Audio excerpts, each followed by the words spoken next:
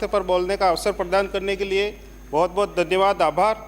सभापति महोदय, मैं आज इस सदन में 84 विधानसभा की उस माँ का दर्द बयां करने खड़ा हुआ हूँ जिसकी तकलीफ ने इंसानियत को शर्मसार कर दिया, जिसकी ममता का अपमान हमारे चिकित्सा तंत्र ने खुलेआम किया।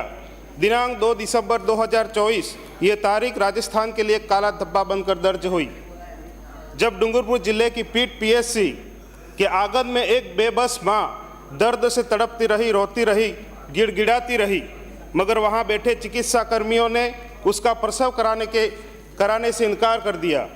न कोई डॉक्टर आया, न कोई नर्स, न कोई सहारा देने वाला हाथ। और वहीं खुलेआम आसमान के नीचे अस्पताल के दरवाजे पर उस माँ ने अपने लाल को जन्म दिया। अगले दिन उसी पीएचसी के बाहर एक बोर्ड टांग दिया गया, यहाँ आपातकालीन प्रसव सुविधा उपलब्ध नहीं है।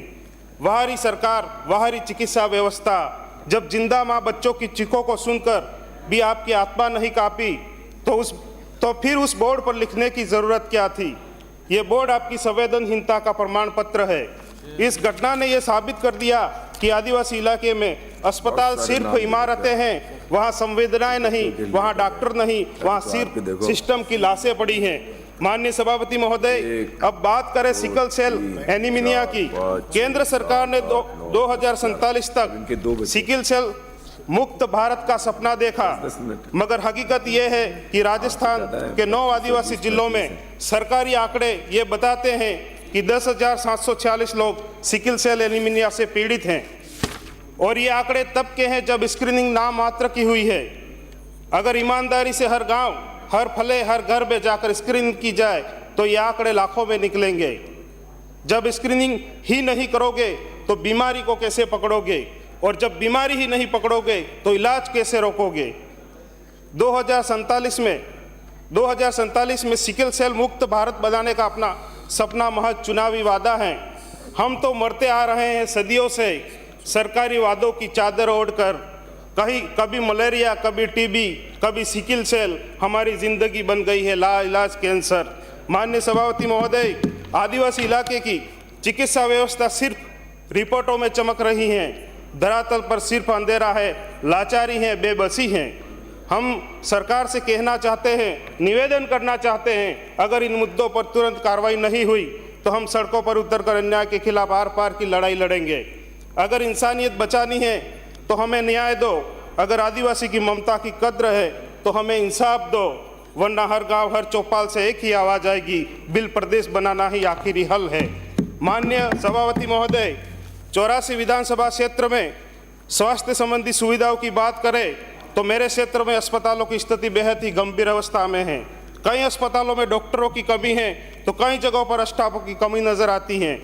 वहां पर चिकित्सा सुविधाएं ऊंट के मुंह में जीरा के समान है। ऐसे में आम जनता का इलाज कैसे संभव है? सरकारी अस्पतालों में जरूरी दवाइयों की कमी के कारण मरीजों को गोलियां व कुछ प्राथमिक दवाइयां दे करके संतुष्ट किया जाता है। इसी कारण वहाँ गरीब मरीज को प्राइवेट मेडिकलों में दवाइयाँ खरीदनी पड़ती हैं और कई सारे केसेस ऐसे हैं, डिलीवरीज व एक्सीडेंटल केसेसों को रेफर कर दिया जाता है।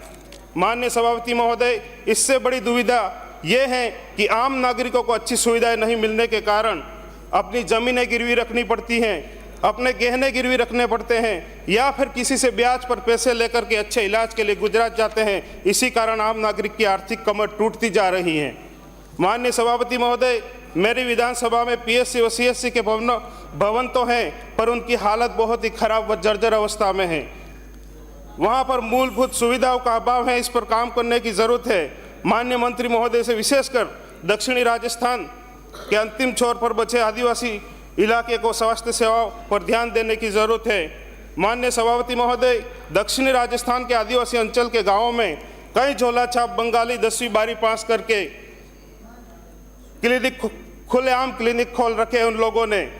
ऐसे लोगों की किसकी सेवा पर क्लिनिक खोलने का अधिकार दिया गया? तो चिकित्सा विभाग के बड़े अधिकारियों को साया उन पर है, ऐसा लग रहा है। फिर भी ऐसा अगर नहीं है तो अधिकारी लोग इन पर कार्रवाई करें। सीएचसी और पीएचसी में जांचों के नाम पर लिस्ट बड़ी है, पर कुछ ही बीमारियों की जांचें हो रही है और कुछ की नहीं। या तो मशीनें वहां पर खराब पड़ी है, माननीय सभापति महोदय, कुछ डॉक्टरों ने तो खुद के निजी अस्पताल खोल रखे हैं और पीएससी सीएससी पर सुविधाएं नहीं मिलने और मजबूत डॉक्टरों के निजी अस्पतालों में जाना पड़ता है। सभापति महोदय, मांग संख्या 27 और 28